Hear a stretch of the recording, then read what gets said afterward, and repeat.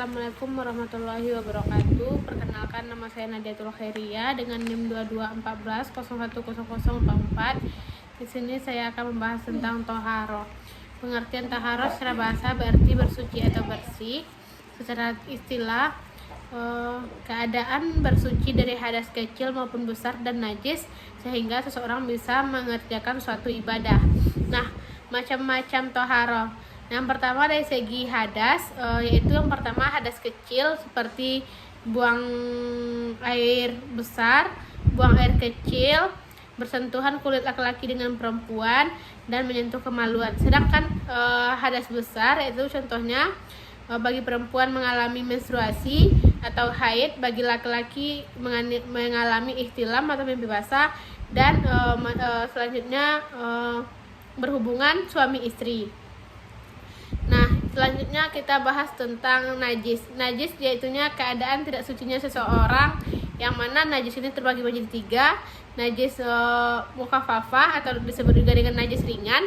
Contohnya seperti air kencing bayi laki-laki yang belum umur 2 tahun yang hanya minum air susu ibu. Nah, cara membersihkannya dengan cara memercikkan air ke tempat yang terkena najis. Yang kedua yaitunya najis mutawasitah atau juga disebut dengan najis sedang, yaitunya contohnya seperti air kencing bayi perempuan yang belum berumur 2 tahun. Nah, untuk cara membersihkannya dengan cara mengalirkan air ke tempat yang terkena najis sampai hilangnya bau, warna, dan rasa. Yang ketiga yaitunya najis mughalladzah atau najis berat. Nah, untuk najis berat ini seperti contohnya kena air liur anjing. Nah, untuk cara membersihkannya dengan cara membersihkan dengan tanah dan 7 kali dengan air dan salah satunya dengan tanah. Tata cara bersuci selanjutnya yaitunya dengan wudhu. Wudhu adalah salah satu ibadah yang sangat penting dalam kehidupan seorang muslim. Ibadah ini tidak hanya berfokus sebagai syarat sah sholat, tetapi juga menjadi sarana penyucian diri dari hadas kecil. Dengan berwudu, seorang muslim dapat mempersiapkan diri secara fisik dan spiritual agar lebih tenang, fokus, dan khusyuk saat menghadapi Allah Subhanahu wa Ta'ala.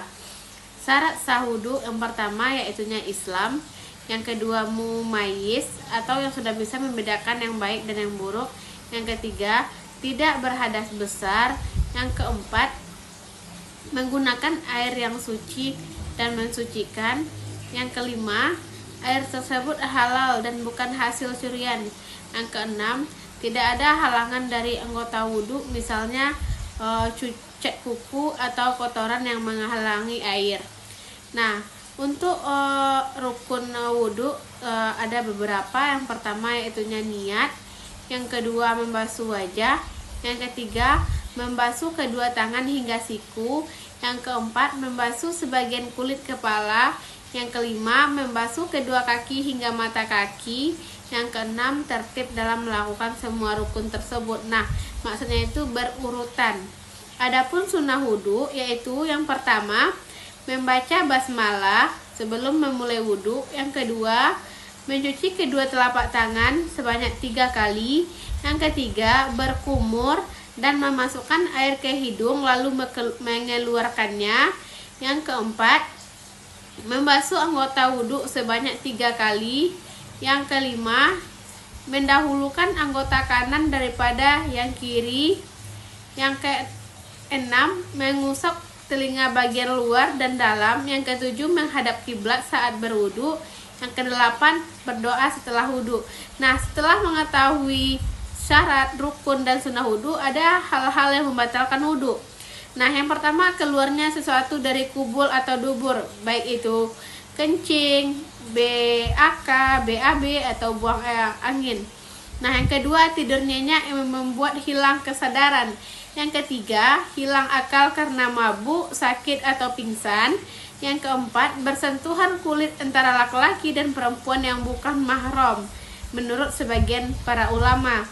Yang kelima menyentuh kemaluan dengan telapak tangan tanpa penghalang. Nah, berikut tata cara berwudu agar lebih paham. Bismillahirrahmanirrahim. Nawaitu wudu'a li ghafil hadasil asghar afdal lillahi ta'ala.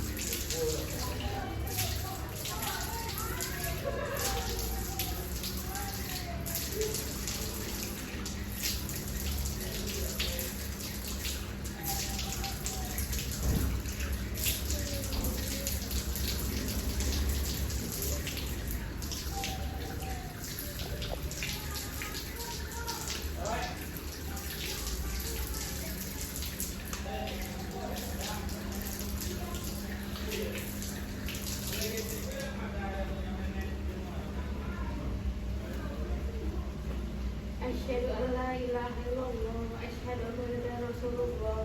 Allahumma ja'alni minat tawwabina wa ja'alni minal mutatahhirina wa ja'alni min ibadika sholihin. Bersuci selanjutnya dengan tayamum. Nah, tayamum ini itunya keadaan seseorang apabila tidak bisa terkena air atau sakit yang jika kena air tidak bisa membahayakan, atau yang kedua jika seseorang yang tersebut tidak menemukan air atau kesulitan air. Nah, diperbolehkan tayamum dengan syarat-syarat tertentu. Nah, tayamum ini juga pengganti dari wudhu. Nah, yang mana rukun tayamum ini terdiri dari yang pertama niat, yang kedua yaitunya mengusap wajah dan kedua tangan, yang ketiga yaitunya tertib, yang keempat al-muwalat atau tidak terputusnya, yang kelima debunya tersebut suci. Nah, untuk niat tayamum dengan niat berwudu tentu saja berbeda. Nah, untuk lebih pahamnya silakan lihat video berikut ini untuk tata cara tayamum. Bismillahirrahmanirrahim. Nawaitu tayammum li istibahati sholati fardhan lillahi ta'ala.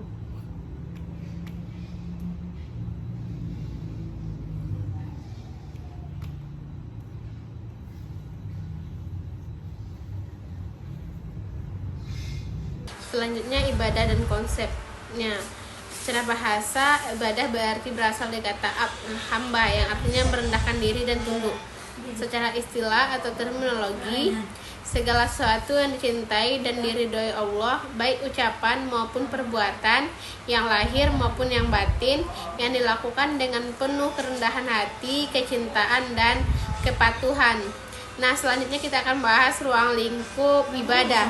Ruang lingkup ibadah ini sangat luas cakupannya. Yang pertama, ibadah khusus atau disebut juga dengan ibadah mahda, yang mana tata cara pelaksanaannya sudah ditetapkan oleh Allah Subhanahu wa Ta'ala, seperti sholat, zakat, puasa, haji, tayamum, dan wudhu. Yang kedua, ibadah umum atau khairu mahda, yang meliputi seluruh kebaikan yang diniatkan untuk mencari ridho Allah, seperti bekerja, menuntut ilmu, bersedekah, menjaga amanah, silaturahmi, hingga meninggalkan larangan Allah. Selanjutnya yang ketiga, yaitunya ibadah hati atau qalbiyah, cinta, takut, harap, tawakal, dan ikhlas. Yang keempat, yaitunya ibadah lisan seperti zikir, doa, membaca Al-Quran, tasbih, dan tahmid. Dan yang terakhir, ibadah anggota badan seperti sholat, puasa, jihad, berbuat baik kepada orang tua. Nah, tujuan ibadah ini ada beberapa poin. Yang pertama, untuk mengabdi dan beribadah kepada Allah Subhanahu wa Ta'ala. Yang kedua, untuk mendapatkan ridho Allah dan rahmatnya. Dan yang ketiga, untuk mencapai ketakwaan. Selanjutnya, tata cara dan Syarat rukun sholat yang pertama niat, yang kedua berdiri, yang ketiga takbir atau ihram, yang keempat membaca surah Al-Fatihah, yang kelima ruku, yang keenam iktidal, yang ketujuh sujud, yang kedelapan duduk antara dua sujud, yang kesembilan duduk tasyahud akhir, yang kesepuluh membaca tasyahud akhir, yang kesebelas membaca salawat Nabi, yang kedua belas salam, yang ke-13 tertib. Nah, untuk lebih paham simak video berikut. Sholat fardhu subuhi rakaatain mustaqbilan qiblati adaan lillahi ta'ala. Allahu akbar. Kabira walhamdulillahi katsiran wa subhanallahi bukratan wa asila. Inni wajhatu wajhiya lillazi fataras samawati wal arda hanifan musliman wa ma ana minal musyrikin. Inna sholati wa nusuki wa mahyaya wa mamati lillahi rabbil alamin. La syarika lahu wa bidzalika umirtu wa ana minal muslimin. Bismillahirrahmanirrahim. Alhamdulillahi rabbil alamin. Arrahmanirrahim. Maliki yaumiddin. Iyyaka na'budu wa iyyaka nasta'in. Ihdinas siratal mustaqim. Siratal ladzina an'amta 'alaihim ghairil maghdubi 'alaihim waladdallin. Amin. Bismillahirrahmanirrahim.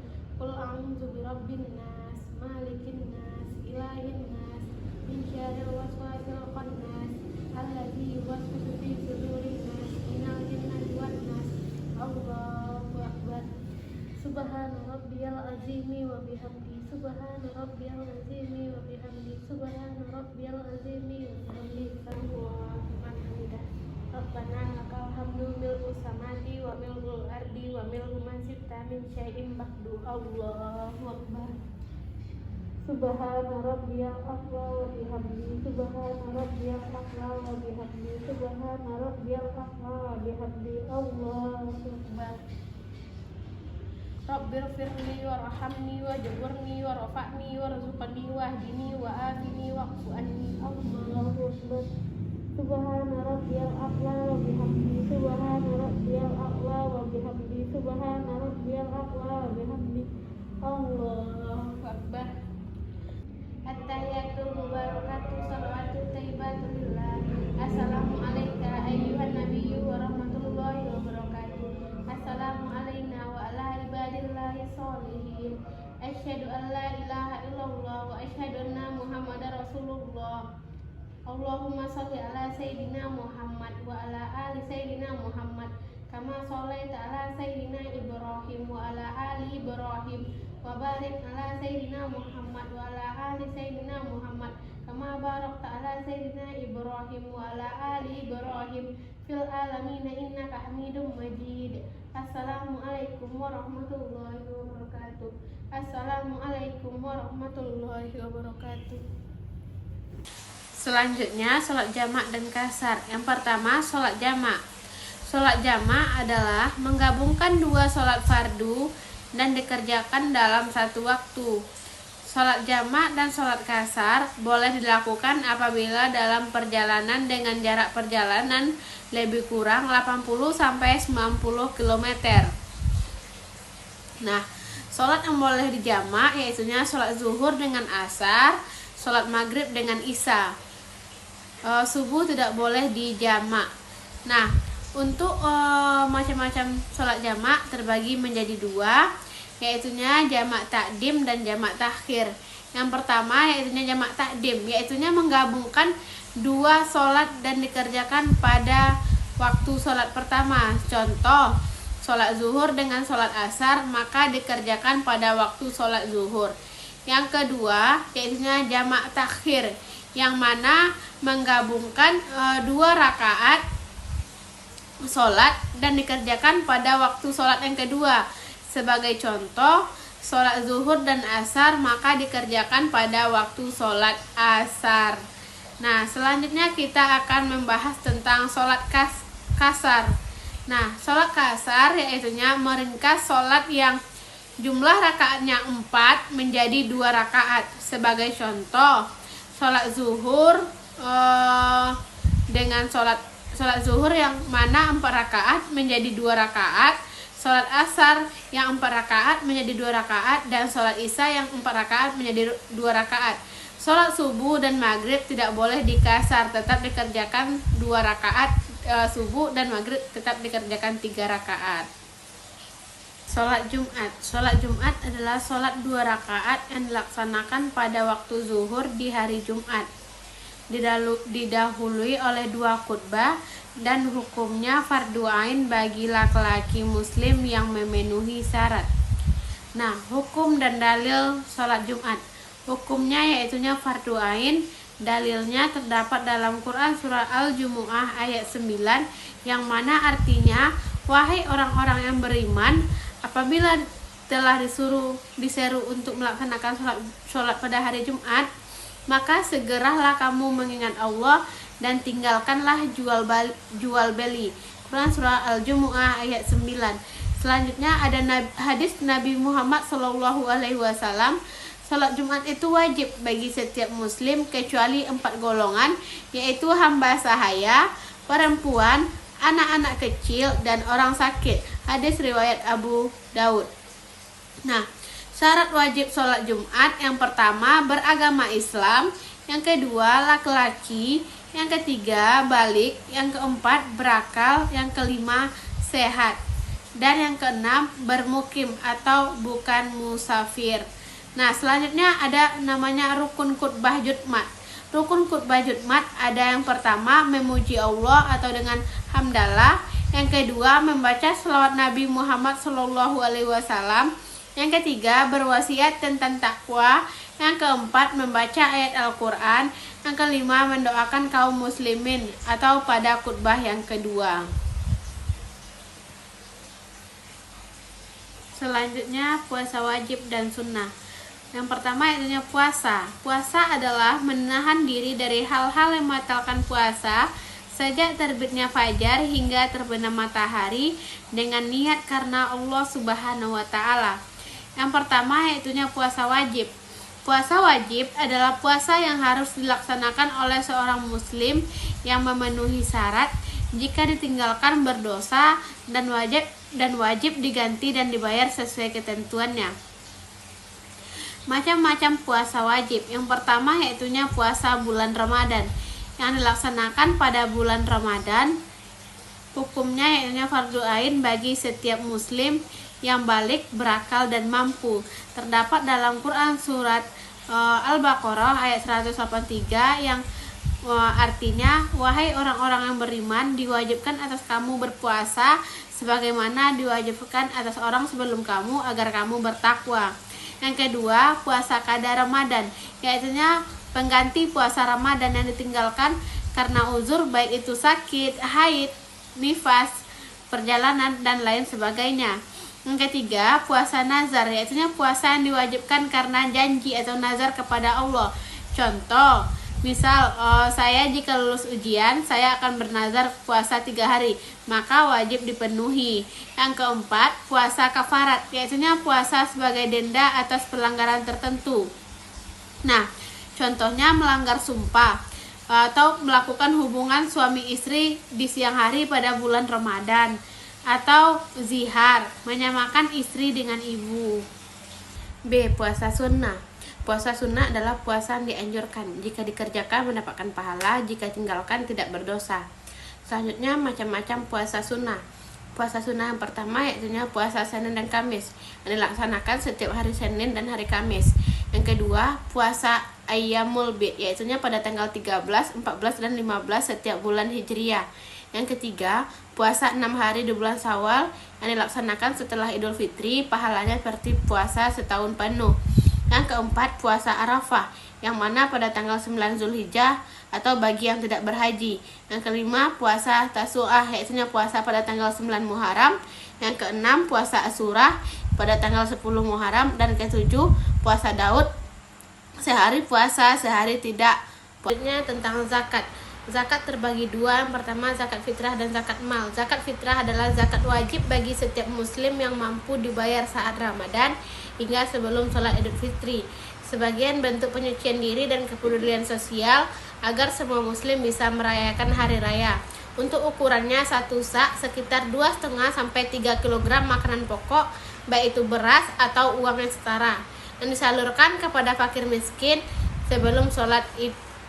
Ketentuan zakat fitrah yang pertama itunya wajib bagi setiap muslim, laki-laki atau perempuan, dewasa atau anak-anak. Yang kedua, waktu membayarnya sejak awal Ramadan hingga sebelum sholat Idul Fitri. Jika dibayar setelah sholat Idul Fitri, maka statusnya berubah menjadi sedekah biasa. Nah, ukurannya 1 sak sekitar 2,5 sampai dengan 3 kg atau 3,5 liter. Makanan pokok baik itu beras, kurma, gandum, dan sagu. Yang selanjutnya bentuk pembayarannya makanan pokok atau uang tunai senilai harga makanan pokok di daerah masing-masing. Yang kedua, zakat mal atau zakat harta adalah zakat yang dikeluarkan atas kepemilikan harta kekayaan tertentu yang telah mencapai batas minimum atau nisab dan telah memiliki selama 1 tahun atau haul, seperti uang, emas, perak, hasil pertanian, perdagangan, profesi, yang mana kadarnya sebesar 2,5%, yang bertujuan untuk membersihkan harta dan membantu yang membutuhkan. Syaratnya yaitu pertama, kepemilikan penuh, hartanya halal, melebihi kebutuhan pokok, bebas hutang, serta telah mencapai nisab dan haul. Nah, jenis-jenis harta yang dikeluarkan zakat mal yang pertama, simpanan dan kekayaan, baik itu uang tunai, tabungan, saham, surat berharga, sebesar 2,5%. Selanjutnya, emas dan perak jika mencapai nisab 85 gram emas atau 595 gram perak. Selanjutnya, penghasilan profesi, baik itu gaji, honorer, jasa sebesar 2,5%, dan perdagangan, keuntungan dari bisnis sebesar 2,5%, pertanian dan hasil ternak, hasil panen dan hewan ternak kadarnya berbeda, umumnya 5-10%.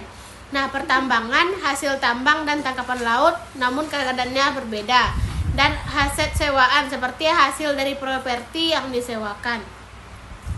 Selanjutnya, syarat wajib zakat mal yang pertama, beragama Islam, yang kedua, merdeka atau bukan budak, yang ketiga, kepemilikan penuh, bukan barang pinjaman maupun titipan, yang keempat, diperoleh secara halal dan tidak bertentangan dengan syariat, yang kelima, harta melebihi kebutuhan pokok baik itu makanan, tempat tinggal, dan lain-lain, yang keenam, mencapai nisab atau batas minimum harta, yang ketujuh, mencapai haul, telah dimiliki selama 1 tahun. Nah, untuk cara menghitungnya, yang pertama, tentukan nisabnya terlebih dahulu. Sesuaikan dengan jenis harta. Untuk uang atau emas, nisab tahunannya sekitar 85 gram emas atau setara dengan rupiahnya. Yang kedua, hitung total harta. Jumlahkan semua harta yang memenuhi syarat tersebut. Yang ketiga, kurangi hutang dan kebutuhan. Kurangi dengan hutang yang segera dibayar dan kebutuhan pokok. Yang keempat, kalikan dengan kadar, hasilnya dikalikan 2,5%. Yang selanjutnya kita bahas tentang cara perhitungan zakat penghasilan. Nah, jika penghasilan seseorang bulanannya 10 juta, maka nisab bulanannya sebesar 7.140.000. Nah, maka wajib zakatnya adalah 2,5% dikali 10 juta, maka 250 yang wajib dikeluarkan oleh seseorang. Selanjutnya, haji dan umroh. Yang pertama, haji. Secara bahasa, haji berarti berniat pergi ke suatu tempat. Secara istilah, yaitunya ibadah dilakukan dengan niat ihram dari mikat, wukuf di Arafah, tawaf, sa'i, dan tahallul pada waktu tertentu. Haji hanya boleh dilakukan pada waktu tertentu, yaitu pada bulan Zulhijjah, khususnya pada hari tasyrik 10-13 Zulhijjah, dan rangkaiannya dimulai dari 8 Zulhijjah. Nah, selanjutnya rukun haji. Yang pertama, niat ihram dari mikat. Yang kedua, wukuf di Arafah, wajib pada tanggal 9 Zulhijjah. Yang ketiga, tawaf ifadah. Yang keempat, sa'i antara Safa dan Marwah. Yang kelima, tahallul. Yang keenam, tertib. Nah, sedangkan wajib haji yang pertama niat ihram. Yang kedua, menginap di Musdalifah pada malam 10 Zulhijjah. Yang ketiga, menginap di Mina pada hari tasyrik. Yang keempat, tawaf wada. Yang kelima, melempar jumroh. Yang kedua, umroh. Umroh secara bahasa berarti berziarah atau mengunjungi tempat yang ramai. Secara istilah, yaitunya ibadah dilakukan dengan niat ihram dari mikat, tawaf, sa'i, dan tahallul, yang boleh dilakukan kapan saja sepanjang tahun kecuali pada waktu yang dimakruhkan, seperti hari Arafah pada tanggal 10 Zulhijjah dan hari tasyrik pada tanggal 11 sampai 13 Zulhijjah. Nah, rukun umroh ini berbeda dengan haji, yaitu yang terletak pada wukuf. Yang rukun umroh yang pertama niat, yang kedua tawaf, yang ketiga sa'i, yang keempat tahallul, yang kelima tertib. Nah, untuk wajib umroh yaitu yang pertama yaitu ihram dari mikat. Yang kedua menjauhi larangan ihram. Dalil tentang hukum haji dan umroh ini terdapat dalam Quran surat Al-Baqarah ayat 196 yang mana artinya sempurnakanlah ibadah haji dan umroh karena Allah Subhanahu wa taala. Nah, selanjutnya kita bahas tentang syarat wajib haji dan umroh. Syarat wajib haji dan umroh yang pertama yaitu Islam, yang kedua balik atau dewasa, yang ketiga berakal atau tidak gila, yang keempat merdeka atau bukan budak, yang kelima mampu secara fisik, jasmani dan rohani. Nah, sedangkan syarat sah haji dan umroh yang pertama Islam, yang kedua balik, yang ketiga yang pertama Islam, yang kedua berakal, yang ketiga dilaksanakan pada waktu tertentu, yang keempat dilaksanakan pada tempat yang ditentukan, yang kelima melaksanakan wajib haji dan umroh.